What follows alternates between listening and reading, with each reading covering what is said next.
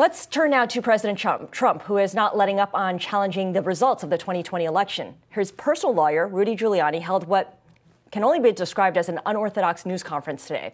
He discussed the issues the president's team has with alleged voter fraud. The direct evidence of the fraud of the people who will testify that, in fact, that's what happened to them, as well as the 50 to 60 witnesses we have for the way they were treated and not allowed to inspect the ballots. They weren't just not allowed to do it.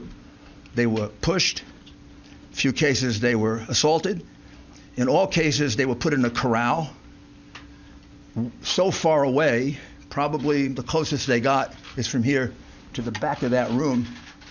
We could do like a, did you all watch My Cousin Vinny? You know the movie? It's one of my favorite law movies because he comes from Brooklyn. And when the nice lady who said she saw, and then he says to her, how many fingers do I got up?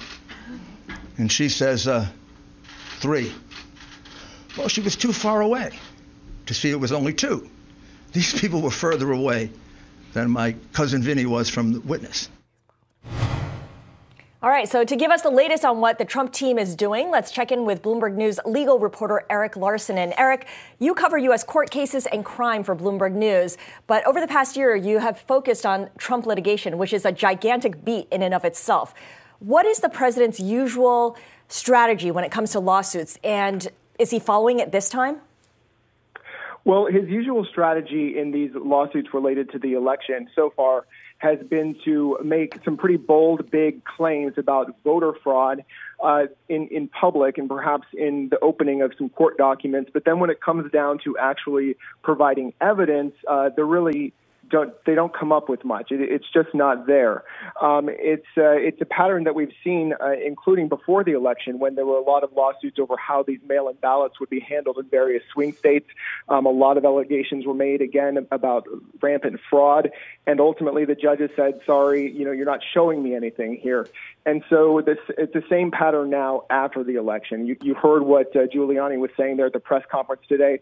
Actually, that bit was probably the most I guess you could say, normal part of what happened. There were some pretty bizarre allegations that were made over about an hour and a half. And it's just the conspiracy theory that they're alleging is really wide-ranging and even global, an effort by communists and Democrats in swing state cities to steal the election. So it's kind of all over the place. How many lawsuits are we up to now, and across which states?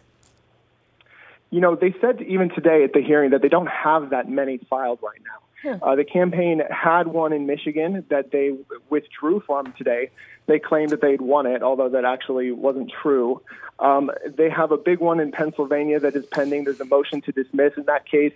That one potentially has, tens of thousands, perhaps hundreds of thousands of ballots at risk in that suit. A decision on that motion to dismiss could come at any time. But today at that press conference, Giuliani suggested that they could be filing new lawsuits soon, perhaps in Georgia, maybe even Virginia, New Mexico. They didn't give a lot of details, but it sounds like they're still really pressing ahead, even though these states need to start certifying their results next week.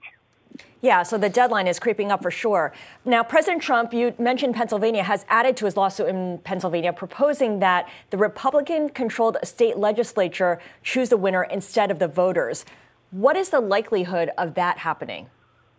I would have to say that that's very unlikely. The GOP leadership in Pennsylvania said even before this amended lawsuit was filed, they said that that's not something that they would want to do. And the same has been said by Republicans in other states. So it's a real long shot. It is one of the things that they're seeking. They're trying to block Pennsylvania from certifying the result unless it throws out, like I said before, those tens of thousands, potentially hundreds of thousands of votes.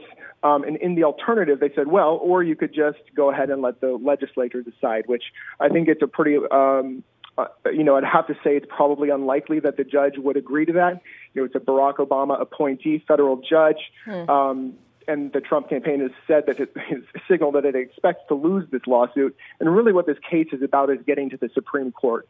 Giuliani said that much in a different interview on Fox Business Network a few days ago, that really this case is about getting to the Supreme Court. Got it. Eric Larson connecting all the dots for us there. Thank you so much. Eric covers Trump litigation for Bloomberg News' legal team.